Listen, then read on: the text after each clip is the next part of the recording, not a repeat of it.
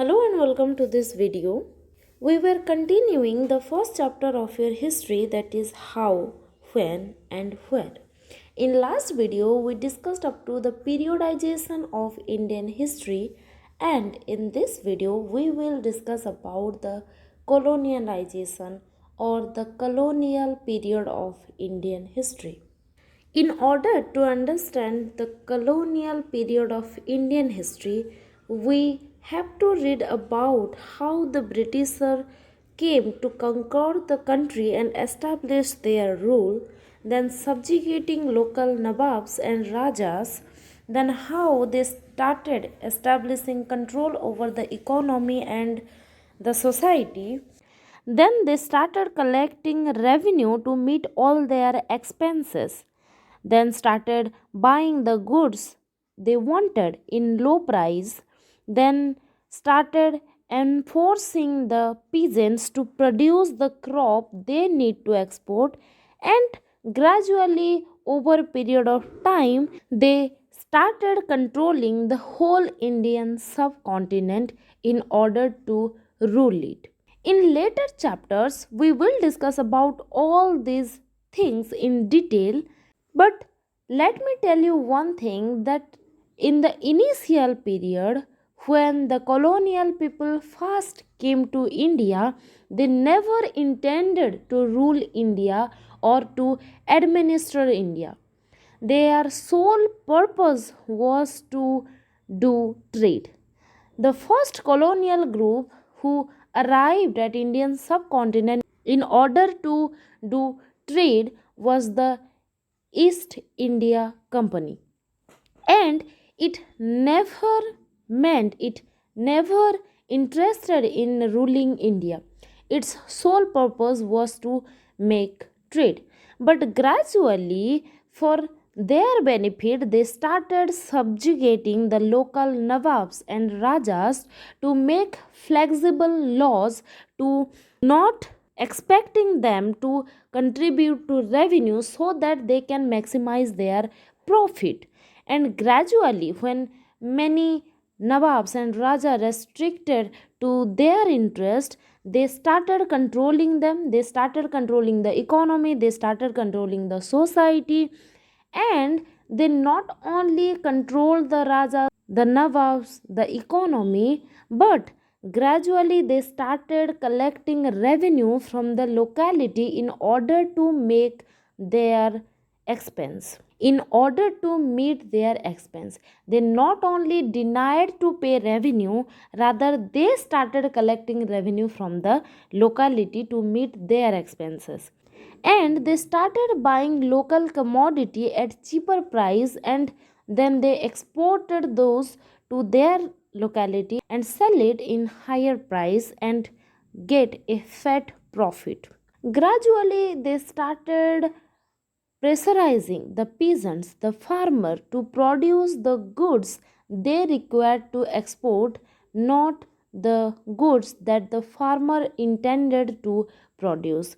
And in that way, gradually the suppression started and the colonial rule started in India, whose initial motto was never to administer India or to rule India. Rather, its simple motto was to do trade with India and to maximize their profit. In order to understand colonialization, we have to understand all these happenings in order to understand that what consequences all those above situations had on India. And when we will discuss about the colonialization, you will come to know that what other changes also occurred during that period because of their way of administrating India. British rule brought about in values and taste, customs and practices. They almost changed every of our value, taste, custom, practice, everything. They try to control all these social aspect also while started administrating India. When the subjugation of one country by another leads to this kind of political, economical, social and cultural changes, we refer the process as colonization. So, whenever there is a subjugation of a country by another country, a country try to regulate and control and administer another country, the process is called colonization. The question is, how do we know about the colonial period of India? Or how do we know about the colonial rule in India? Well, one important source is the official records of the British administration. The British are believed that it is very much important to record every important detail in order to keep it for reference in future. So they maintained a very well official records which serve as a source of information to current time historians or to the historians who try to find out about the colonial period of Indian history. The British felt all important documents and letters need to be preserved, as we discussed. Specialized institutions like archives and museums were established to preserve important record, and in order to preserve the important official record, important historical moments, important events, they constructed institutions like archives. Archive is a place like your library where official documents were stored, and they constructed museums to preserve important things. Except official records, archives, and museum, they also practice surveying. They consider survey as a very important component in order to administer any unknown land.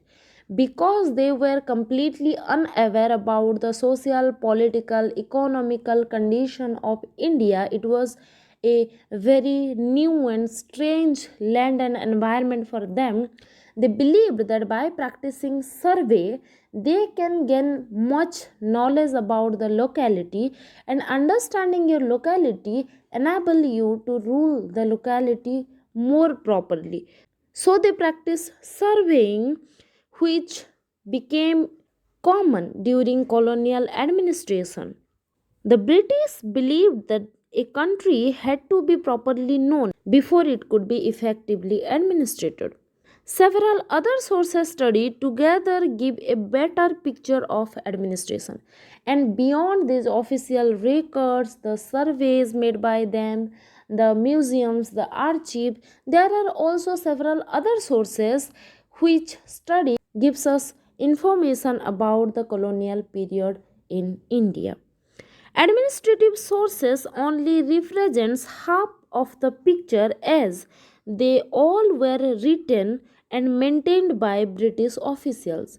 Well, the official records give half information as the official records only show their side of interest and merely show the feelings, the consequences it had upon Indian people. Like we discussed in last video, that when we study about the British period of Indian history, we only know about half. From the point of view of British historian, it only record the important dates and events of its appointment of governor general, viceroys, etc. They merely interested in the life of common people of India or Indian leaders. Like that, the official records which were maintained by them, it gives only their perspective of Indian history and not the common people's perspective or the Indians' perspective. What official records do not tell? The official records do not tell about the need of people of India, what other people in the country felt, what lay behind people's action. Many officials record hide the truth and only show one aspect of the event because at that time the officials record were maintained by the Britisher, it only shows their interest and their profits, their gains. It never showed about the common people's emotion, the common people's need, the common people's action. What action of Britishers influenced the Indians to took the steps? It never talked about that.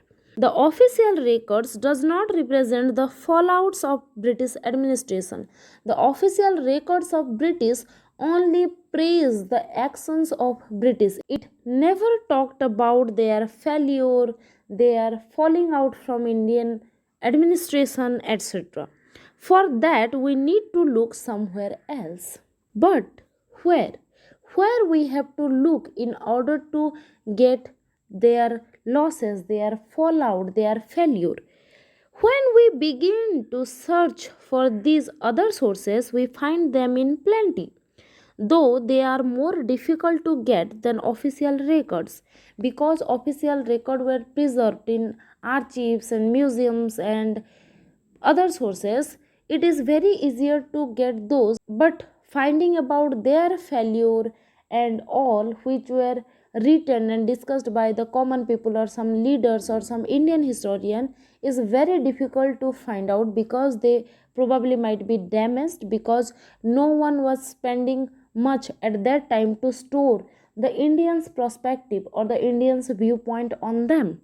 And those sources were the diaries of common people, accounts of pilgrims and travelers, autobiographies of important personalities like our freedom fighters, poets, writers, etc., and popular booklet that were sold in the local bazaars.